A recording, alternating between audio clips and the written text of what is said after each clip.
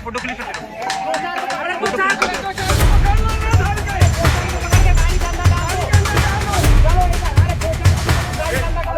दोस्तों, पत्थरबाजी का ये नजारा बनारस हिंदू यूनिवर्सिटी का है।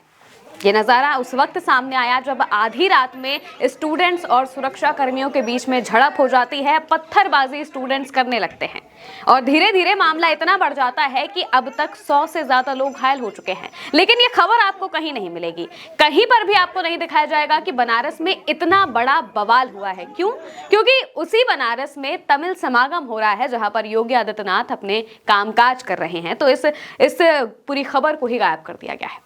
इस वीडियो को देखिए। पत्थरबाजी का ये नजारा है, आधी रात को ये नजारा दिखाई देता है जहां पर स्टूडेंट्स और सुरक्षा कर्मियों के बीच में झड़प होती है। जो सुरक्षा कर्मी हैं वो बहुत बड़ी संख्या में घायल भी हुए हैं। दोनों तरफ को अगर मिला दिया जाए तो 100 से ज्यादा लोग अब तक घायल हो चुके हैं। और बात शुरू हुई थी सिर्फ और सिर्फ एक मामूली सी टक्कर से। मामला क्या है, एक एक करके आपको सिलसिलेवार तरीके से बता देते हैं। दरअसल शाम के वक्त होता यह है कि बीएचयू में एक राजराम हॉस्टल है। राजराम हॉस्टल के एक लड़के से स्कूटी की टक्कर होती है, बाइक की टक्कर होती है। और वो जो टक्कर खाने वाला लड़का होता है, यानी कि जिससे चोट आती है, वो बिरला हॉस्टल का लड़का होता है। अब क्योंकि ये दो अलग अलग हॉस्टल है तो यहाँ पर तनातनी पहले से ही मची होती है।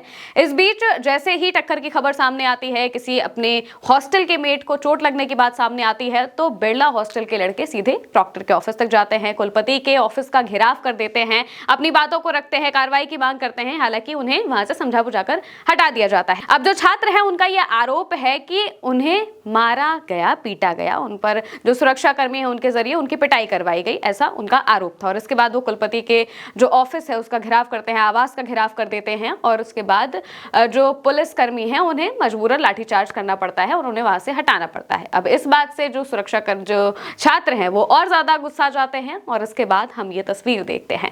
पत्थरबाजी के पहले का नजारा ये था कि राजराम हॉस्टल के एक लड़के को ये लड़के घेर कर मार रहे थे। ये अभी तक की खबर सामने आई है। खबरों में ये कहा जा रहा है मुंह पर कपड़ा बांधे हुए ये लोग उससे मारपीट कर रहे थे। तभी सुरक्षाकर्मी आ जाते हैं और उसे छुड़ाने की कोशिश करते हैं। लेकिन जो छात्र हैं वो उल्टा इन सुरक्षा कर्मियों पर भी पत्थरबाजी करने लगते हैं, जिसका ये नजारा आप अभी देख सकते हैं। बहुत बुरी तरीके से पत्थरबाजी की जाती है। करीब 2 घंटे तक ये बवाल मचा रहता है। 5 थानों की पीएसी बुला ली जाती है, पुलिस फोर्स बुला ली जाती है और इसके बाद अब जाकर मामले को शांत कराया गया है।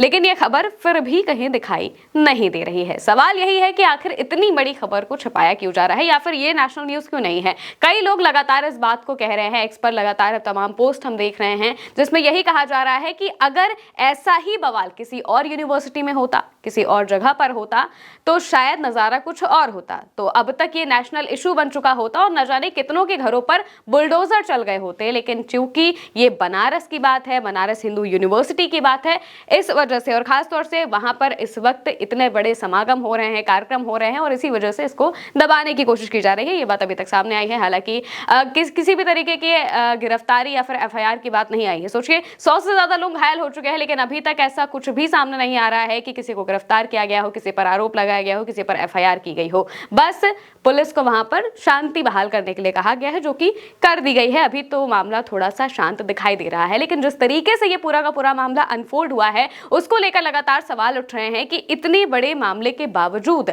अभी तक कोई सख्त कार्रवाई क्यों नहीं की गई है। और अगर यही चीज किसी और यूनिवर्सिटी में हो रही होती, किसी और जगह पर हो रही होती, तो क्या जो सरकार है उसका यही रवैया होता। इसी को लेकर लगातार सवाल उठ रहे हैं। और फिलहाल जितने भी लोग घायल हुए हैं उनका इलाज किया जा रहा है। पुलिस अपने तरीके से जांच कर रही है, ऐसा कहा जा रहा है।